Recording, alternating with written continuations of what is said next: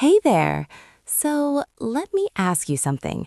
Have you ever been in a conversation that went beyond small talk?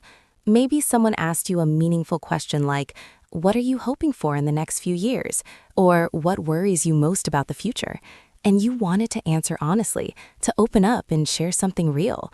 But you struggled because you didn't have the English vocabulary to express what you were feeling inside. You could maybe say, I hope things will be good, or I'm afraid of bad things happening. But those simple words couldn't capture the depth and complexity of what you actually felt. Hope and fear are fundamental human emotions.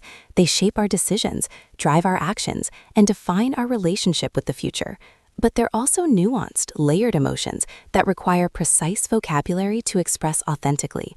And when you're having a conversation in your second language, the gap between what you feel and what you can say becomes painfully obvious. Oh, Emily, this hits home so much. I remember a conversation with a colleague who was going through a difficult time.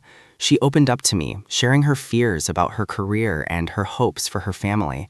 And I wanted to reciprocate, to share my own struggles and aspirations, but I felt linguistically trapped. I knew the basic words, hope, fear, worry, want, but I couldn't express the nuances.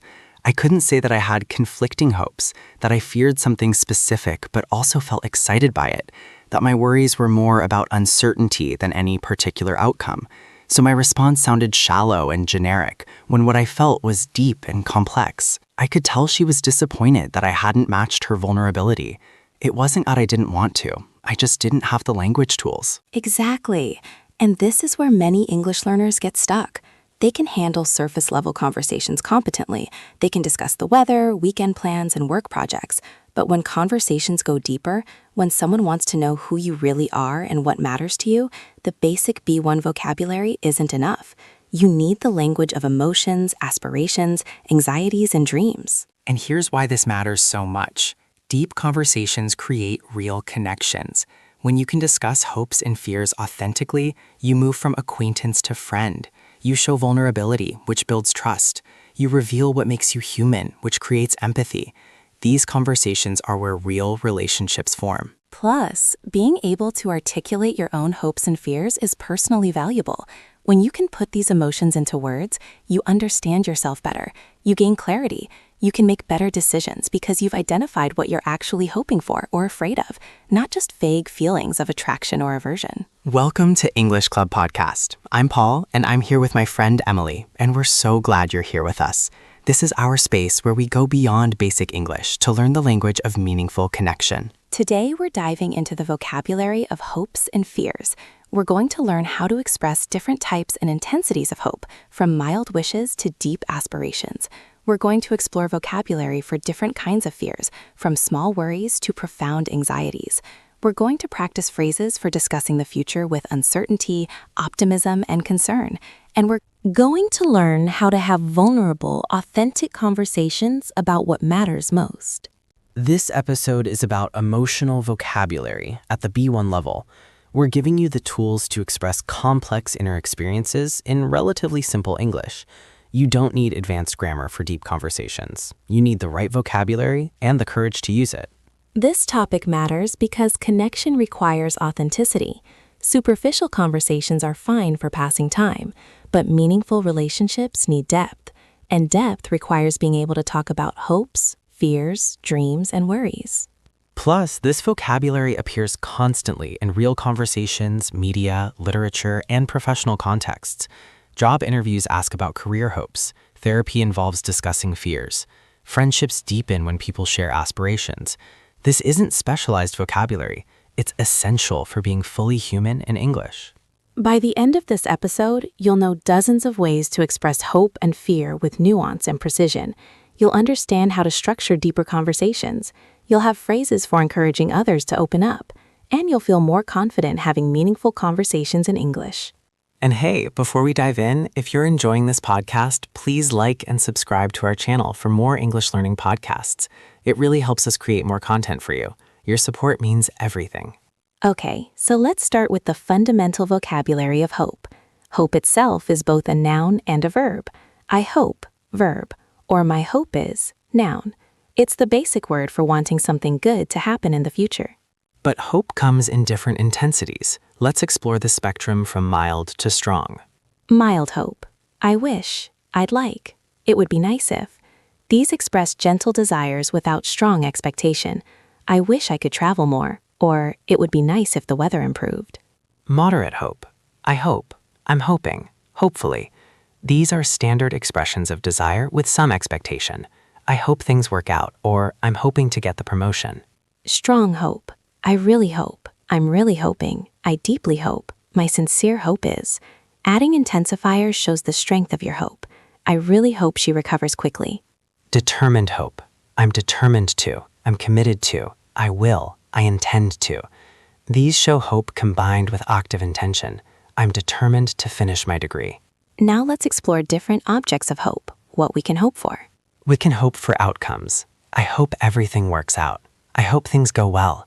I hope it turns out okay. These are about results we want.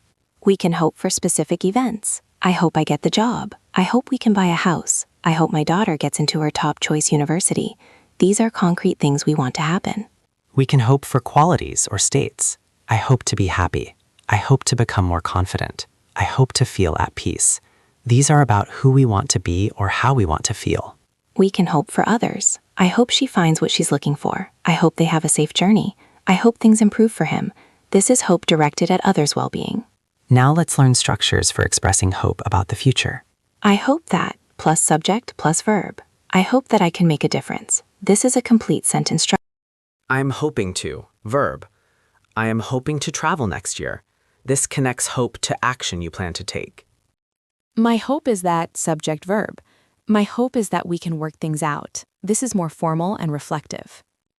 Hopefully, subject verb. Hopefully the situation will improve. This is a common casual way to express hope. I'd love to, verb. I'd love to learn another language. This combines hope with strong desire. I wish I could, verb. I wish I could spend more time with family. This expresses hope for something that feels difficult or unlikely currently. Now let's discuss aspirations and dreams, which are larger, longer-term forms of hope. Aspiration is a hope or ambition to achieve something significant. My aspiration is to open my own business. Dream as a noun means a cherished aspiration or ideal. My dream is to write a book. Dreams are often big, meaningful goals. Goal is more concrete and specific than a dream. My goal is to save $10,000 this year. Goals are measurable targets. Ambition implies strong desire for achievement or success. Her ambition is to become a doctor. Ambitions are often career or achievement focused. Phrases for discussing aspirations: I aspire to, my aspiration is, I dream of, my dream is, I'm working toward, my goal is. Long-term and short-term modify hopes and goals. My long-term hope is to retire early. My short-term goal is to finish this project. Now let's explore optimism and positive outlook, which are related to hope. Optimistic means having a positive, hopeful view of the future. I'm optimistic about the future, or I'm optimistic that things will improve. Positive describes an affirmative, hopeful attitude. I'm trying to stay positive, or I have a positive outlook. Hopeful means full of hope, expecting good things. I'm hopeful that we'll find a solution, or I remain hopeful despite the challenges. Confident means feeling certain about a positive outcome. I'm confident things will work out, or I'm confident in our ability to succeed. Looking forward to expresses anticipation and hope for something upcoming. I'm looking forward to the weekend, or I'm really looking forward to starting my new job. Now let's move to the vocabulary of fear and worry, starting with different intensities. Mild concern. I'm a little worried. I'm slightly concerned. I'm a bit anxious. These express gentle unease. Moderate worry. I'm worried. I'm concerned. I'm anxious. I'm nervous. These are standard expressions of fear or concern. Strong fear. I'm really worried. I'm very concerned. I'm deeply afraid. I'm terrified. I'm scared. These show intense fear. Overwhelming fear. I'm absolutely terrified. I'm paralyzed by fear. I'm consumed by worry. I'm beside myself with anxiety. These express extreme fear. Now let's explore different types of fear and anxiety. Worry is mental distress about something that might happen. I worry about my children's safety. Worry is often ongoing and circular. Fear is a strong emotion about something dangerous or threatening.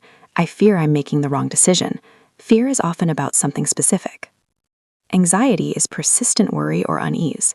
I have anxiety about my job's. Uncertainty. Anxiety can be general or specific and often feels physical. Concern is gentler than fear or anxiety. I have some concerns about this plan. Concern is thoughtful worry rather than emotional fear. Dread is intense fear about something inevitable. I dread going to the dentist. Dread is about something upcoming that you can't avoid. Nervousness is unease about something immediate or upcoming. I'm nervous about the presentation tomorrow. Nervousness is often temporary and situation-specific. Now let's learn structures for expressing fear and worry. I'm afraid that, plus subject plus verb. I'm afraid that things won't work out. This is a complete sentence structure. I'm worried about plus noun/gerund. I'm worried about my health, or I'm worried about losing my job. This connects worry to a specific concern. I fear that, plus subject plus verb. I fear that I've made a mistake. This is more formal than I'm afraid. What worries me is plus noun clause. What worries me is that we don't have a backup plan. This introduces a specific source of worry. My fear is that, plus subject plus verb. My fear is that I won't be able to support my family. This is reflective and introspective. I'm concerned about plus noun/gerund. I'm concerned about the future, or I'm concerned about making the wrong choice. Similar to worried, but slightly gentler. Now let's discuss specific common fears and how to express them. Fear of failure. I'm afraid of failing. I fear I won't succeed. I'm worried I won't be good enough. What if I fail? Fear of rejection. I'm afraid of being rejected. I fear they won't accept me. I'm worried about what people will think. I'm scared of disappointing others. Fear of change. I'm anxious about the uncertainty. I'm worried about what's coming. Change scares me. I fear the unknown. Fear of loss. I'm afraid of losing what I have. I fear losing the people I love. I worry about things falling apart. I'm scared of being alone. These are universal fears. Most people relate to at least some of them. Now let's learn how to express uncertainty and doubt, which sit between hope and fear. I'm not sure or I'm uncertain express lack of clarity. I'm not sure what will happen or I'm uncertain about the future. I don't know if plus subject plus verb. I don't know if I'm making the right choice, or I don't know if things will work out. I have doubts or I'm doubtful express skepticism or lack of confidence. I have doubts about this plan or I'm doubtful it will succeed. I wonder if plus subject plus verb. I wonder if I should try something different, or I wonder if it's too late. This is gentler questioning. Maybe and perhaps express possibility without commitment. Maybe it will work out, or perhaps things will improve. These hedge between hope and fear. Now let's discuss how to talk about conflicting emotions, simultaneous hope and fear. On one hand, on the other hand, presents contrasting feelings. On one hand, I'm excited about the opportunity. On the other hand, I'm terrified of failing. I'm both and acknowledges simultaneous emotions. I'm both hopeful and anxious, or I'm both excited and scared. Part of me, but part of me, divides conflicting feelings. Part of me wants to take the risk, but part of me is afraid. I feel torn, or I'm conflicted, acknowledges internal struggle. I feel torn between staying and leaving, or I'm conflicted about the decision. While I hope, I also fear, balances hope and fear. While I hope for success, I also fear the responsibilities that come with it. Now let's learn how to discuss the relationship between hopes and fears. Sometimes our hopes and fears are directly related. I hope to start my own business, but I fear I'll fail and lose everything. What I hope for most is, but what I fear most is, connects aspirations and anxieties. What I hope for most is to find meaningful work, but what I fear most is never finding my purpose. My biggest hope is, my biggest fear is, creates parallel structure. My biggest hope is that my children will be happy. My biggest fear is that I'll fail them as a parent. The same thing that excites me also frightens me. This acknowledges how hope and fear can attach to the same thing. Now let's practice asking questions that invite deeper conversation about hopes and fears. What are you hoping for? Is open and inviting. It asks people to share their aspirations. What worries you most, or what are you most concerned about, invites sharing of fears. What are your dreams for the future? Is broader than immediate hopes. It asks about larger aspirations. What keeps you up at night is an idiom meaning what worries you deeply. It's informal but powerful. What would make you happy? Or what would bring you peace? asks about desired states or feelings. What are you afraid of? Is direct. It requires trust to answer honestly. If you could change one thing about your life, what would it be? Invites discussion of dissatisfaction and hope for change. What gives you hope? Asks about sources of optimism and encouragement. Now let's discuss how to respond when someone shares hopes and fears with you. Validate their feelings. That makes sense. I understand why you'd feel that way. Those are valid concerns. This acknowledges their emotions as legitimate. Express empathy. I can imagine how that feels. I felt similar things. That must be difficult. This shows you're trying to understand their experience. Avoid dismissing or minimizing. Don't say, don't worry about it, or I'm sure it'll be fine when someone's sharing genuine fears. This invalidates their feelings. Ask follow-up questions. Tell me more about that. What specifically worries you about that? What would it mean to you if that hope came true? This shows genuine interest. Share related experiences if appropriate. I felt similar when, or I understand that fear because this creates connection through shared vulnerability. Offer support if appropriate. How can I support you? Or is there anything I can do? Or I'm here if you need to talk. This shows you care. Now let's learn vocabulary for discussing the future with nuance. The future can be modified. The near future, the immediate future, the distant future, the foreseeable future. Down the road or in the long run refer to the more distant future. I'm not sure what I'll be doing 5 years down the road. Eventually means at some unspecified future time. Eventually, I hope to retire means someday, but no specific timeline. Someday and one day refer to hoped-for future times. Someday I'll visit Japan, or one day I'll write that book. If all goes well, or with any luck, or hopefully, introduce optimistic scenarios. If all goes well, we'll move next year. Worst-case scenario introduces feared outcomes. Worst-case scenario, I'll have to start over. This frames maximum fear. Best-case scenario introduces hoped-for outcomes. Best-case scenario, everything works out perfectly. This frames maximum hope. Now let's discuss expressing conditional hopes and fears that depend on other things. If condition, I hope that outcome. If I get the job, I hope that I'll be happy there. I'm afraid that if condition, then outcome. I'm afraid that if I don't change something, I'll regret it forever. Unless condition, I fear outcome. Unless something changes, I fear I'll be stuck here. As long as condition, I'm hopeful that outcome. As long as we work together, I'm hopeful we can solve this. Provided that condition, I hope outcome. Provided that I stay healthy, I hope to travel extensively. Now let's explore vocabulary for discussing hope in difficult circumstances. Despite the challenges, I remain hopeful. Acknowledges difficulty while maintaining hope. I'm trying to stay hopeful, or I'm holding on to hope, suggests hope requires effort in the face of discouragement. A glimmer of hope or a ray of hope describes small but significant hope in otherwise dark situations. Hope springs eternal is an expression meaning hope persists even when circumstances are bad. Where there's life, there's hope is another expression about maintaining hope as long as possibilities exist. I refuse to give up hope, or I won't lose hope, shows determination to remain hopeful. Now let's discuss vocabulary for when fears are realized or hopes are achieved. When fears come true, my worst fear was realized. What I was afraid of happened. My fears were confirmed. When hopes are achieved, my hopes were realized. My dream came true. What I hoped for actually happened. When fears don't materialize, my fears were unfounded. I was worried for nothing. Things turned out better than I feared. Now let's practice complete conversations involving hopes and fears. I'll start as person A. Paul, you be person B. Okay. I've been thinking a lot about the future lately. I'm both excited and terrified about where life is heading. I can relate to that. What's exciting you and what's frightening you? Well, I'm excited about the possibility of starting my own business. It's something I've dreamed about for years, but I'm terrified of failing, of losing my financial security, of disappointing my family who think I should play it safe. Those are really understandable feelings. Starting a business is a huge step. What does success look like for you? What would make it worth the risk? Success would be doing work that feels meaningful, having control of my time, building something I'm proud of. But honestly, what worries me most isn't even failure, it's regret. I'm afraid that if I don't try, I'll always wonder what if. But I'm also afraid that if I do try and it doesn't work out, I'll have wasted time and money I can never get back. It sounds like you're dealing with fear on both sides, the fear of trying and the fear of not trying. That's really difficult. Have you talked to anyone who's made a similar decision? A little. Some people encourage me, others think I'm being foolish.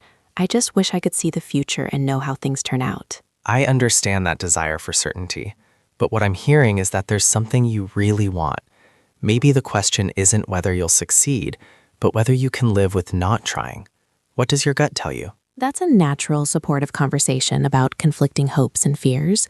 It shows active listening, validation, thoughtful questions, and empathy. Now let's discuss cultural differences in expressing hopes and fears. In some cultures, expressing fears openly is seen as appropriate self-disclosure.